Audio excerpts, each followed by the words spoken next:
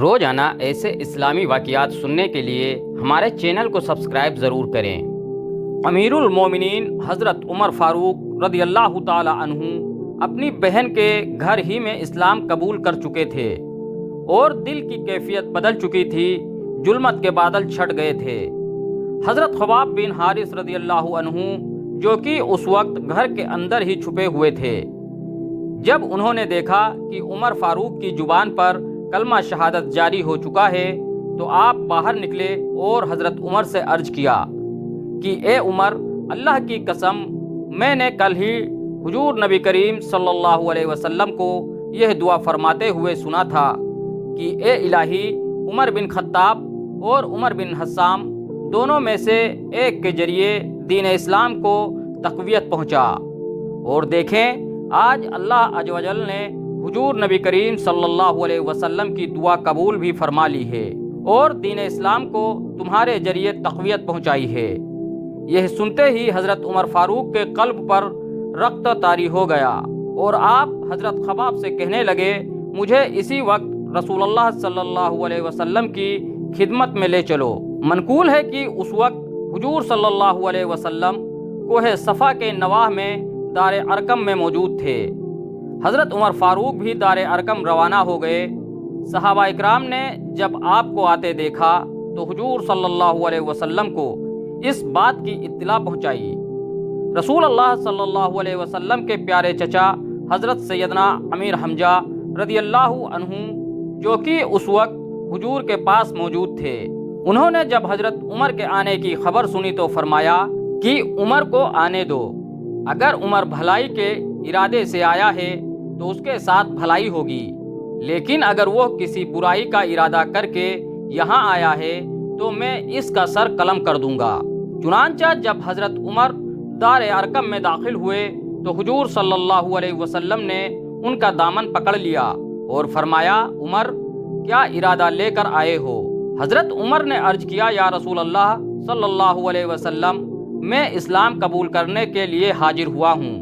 حضور اکرم صلی اللہ علیہ وسلم نے حضرت عمر کی یہ بات سنتے ہی نعرے تکبیر بلند کیا اور صحابہ اکرام نے جواب میں اللہ اکبر کا نعرہ بلند کیا، جس سے کوہ صفا کی پہاڑیاں گونج اٹھیں۔ روایت میں آتا ہے کہ حضرت عمر فاروق نے اسلام قبول کرنے کے بعد حضور نبی کریم صلی اللہ علیہ وسلم کی بارگاہ میں عرض کیا، یا رسول اللہ، ہمارا دین حق ہے اور مشرکین باطل ہیں، تو پھر ہم اپنے دین کو پوشیدہ رکھ کر کیوں عبادت کرتے ہیں؟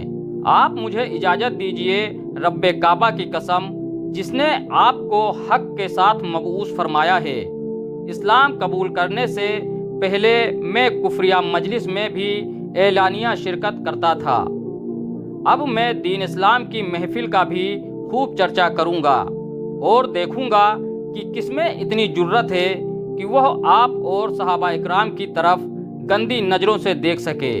حضور نبی کریم صلی اللہ علیہ وسلم نے آپ کو اجازت دے دی تو حضرت عمر فاروق خانہ کعبہ تشریف لے گئے اور مشرکین مکہ کو مخاطب کرتے ہوئے فرمایا، جو مجھے جانتا ہے اسے خوب معلوم ہے اور جو مجھے نہیں جانتا اسے معلوم ہونا چاہیے کہ میں عمر بن خطاب ہوں۔ میں نے اسلام قبول کر لیا اور رسول اللہ کی اطاعت اختیار کر لی ہے۔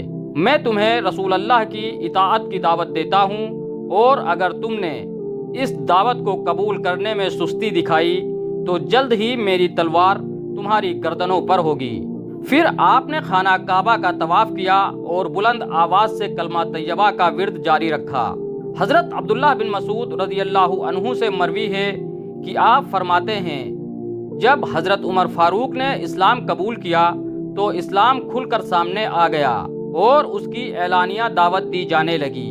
ہم خانہ کعبہ کے گرد حلقہ بنا کر بیٹھنا شروع ہو گئے اور خانہ کعبہ کا طواف کرنے لگے اور ظلم اور زیادتی کرنے والوں سے سختی سے پیش آنا شروع کر دیا۔ ایک روز حضرت عمر فاروق کے قبول اسلام کے بعد حضور نبی کریم صلی اللہ علیہ وسلم ظہر کی نماز ادا کرنے کے لیے کعبۃ اللہ تشریف لے گئے تو آپ کے دائیں جانب حضرت ابو بکر صدیق، بائیں جانب حضرت حمزہ، سامنے سیدنا علی المرتضیٰ اور سب سے آگے حضرت عمر فاروق چل رہے تھے۔ حضور ان صحابہ کرام کے پہرے میں خانہ کعبہ پہنچے اور نماز ظہر ادا فرمائی۔ یہ دیکھ کر مشرکین مکہ آگ ببولا ہو گئے، مگر حضرت حمزہ اور حضرت عمر فاروق کے دبدبے کی وجہ سے وہ کچھ نہ کر سکے۔ علامہ جلال الدین سیوطی علیہ الرحمہ فرماتے ہیں کہ حضرت عمر فاروق رضی اللہ عنہ نے اسلام قبول کیا تو اپنے ماموں عمر بن حسام یعنی ابو جہل کے گھر گئے اور دروازے پر دستک دی تو اس نے پوچھا کون ہے؟ آپ نے فرمایا میں عمر بن خطاب ہوں۔ ابو جہل نے دروازہ کھولا تو آپ نے اس سے کہا میں نے اسلام قبول کر لیا ہے۔ اس نے آپ پر اپنے گھر کا دروازہ بند کر دیا اور کہنے لگا تم ایسا ہرگز نہ کرنا۔ آپ وہاں سے نکلے اور قریش کے ایک دوسرے سردار کے گھر گئے اور اسے بھی اپنے اسلام قبول کرنے کا متعلق بتایا۔ اس نے بھی اپنے گھر کا دروازہ آپ پر بند کر دیا اور کہنے لگا تم ایسا ہرگز نہ کرنا۔ آپ نے اس سے کہا تم کیسے انسان ہو؟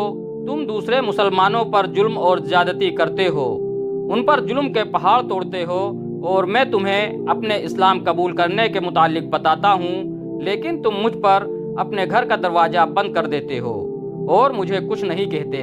وہ بولا تم کیا چاہتے ہو؟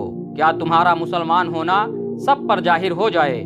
آپ نے فرمایا ہاں میں یہی چاہتا ہوں کہ لوگوں کو پتہ چل جائے کہ میں اسلام قبول کر چکا ہوں۔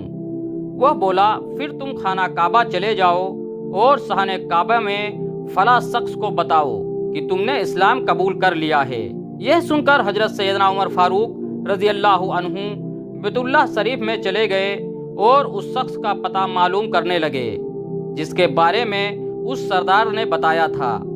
آپ نے اس شخص سے کہا میں مسلمان ہو گیا ہوں۔ یہ سنتے ہی اس شخص نے اعلان کیا کہ عمر نے اسلام قبول کر لیا ہے۔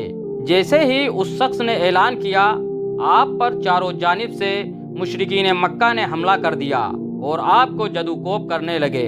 اسی موقع پر آپ کا ماموں ابو جہل آ گیا اور اس نے لوگوں سے پوچھا کہ کیا ماجرا ہے۔ لوگوں نے بتایا کہ عمر نے اسلام قبول کر لیا ہے اور ہم اسے مار رہے ہیں۔ ابو جہل نے لوگوں کو آپ سے دور کیا اور کہنے لگا میں نے اسے پناہ دی ہے۔ مشرکین نے جب ابو جہل کی بات سنی تو آپ کو چھوڑ دیا تو آپ نے فرمایا میں تجھے تیری پناہ واپس کرتا ہوں۔ آپ کی بات سن کر مشرکین مکہ ایک مرتبہ پھر آپ پر ٹوٹ پڑے اور مارنے لگے۔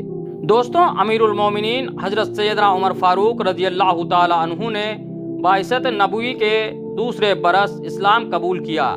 آپ سے قبل ایمان لانے والے مردوں کی تعداد 40 اور عورتوں کی تعداد 11 بتائی جاتی ہے، یعنی آپ سے پہلے 51 لوگ اسلام قبول کر چکے تھے۔ آپ کے قبول اسلام کے بعد دین اسلام دن رات ترقی کی منازل طے کرتا رہا اور لوگ جوک در جوک اسلام قبول کرتے چلے گئے۔ دوستوں حضرت عمر فاروق رضی اللہ عنہ کے دامن اسلام سے وابستہ ہونے کے بعد دین اسلام نے جو کامیابیاں سمیٹیں ان کی مثال نہیں ملتی۔ واللہ عالم، جزاکم اللہ خیرا۔